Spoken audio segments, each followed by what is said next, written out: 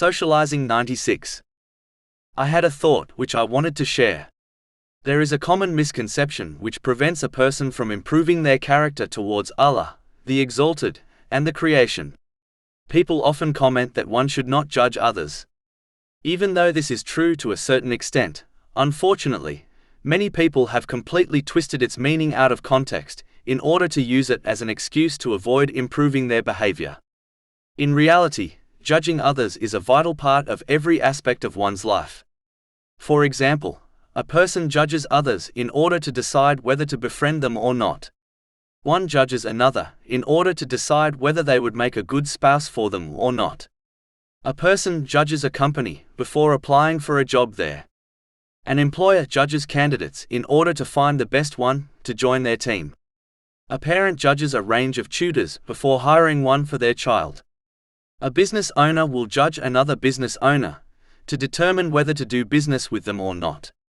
The examples of judging others in respect to their behavior, character and actions are virtually limitless. So to claim one should not judge others at all is simply foolish, as one cannot live in this world without judging others. In respect to Islam, a Muslim must judge the actions of others, otherwise they cannot fulfill the duty of advising good and forbidding evil in society. Chapter 3 Ali Imran, verse 110. You are the best nation produced as an example for mankind.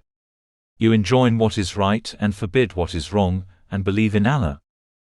According to the narration found in Sunan Abu Dawood, number 4681, a Muslim cannot perfect their faith without loving, hating, giving and withholding for the sake of Allah, the Exalted.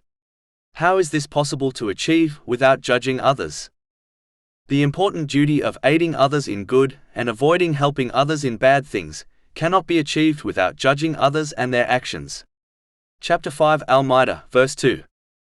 And cooperate in righteousness and piety, but do not cooperate in sin and aggression.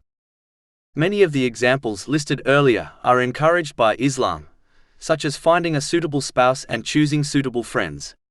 None of these things can be fulfilled without judging others. Judging the actions of others according to the teachings of Islam in order to sincerely obey Allah, the Exalted, and to encourage others to do the same is a vital aspect of Islam. In this respect, the judgment of people may seem to come from a person, but in reality, it is the judgment of Allah, the Exalted. Something no Muslim must scorn or criticize. Judging the ultimate outcome of a person, whether Allah, the Exalted, will forgive them or not, or whether they will go to paradise or not, or judging their intention, are something which a Muslim is not allowed to do, as these things are beyond the knowledge of a Muslim and therefore they have no right to discuss or comment over them.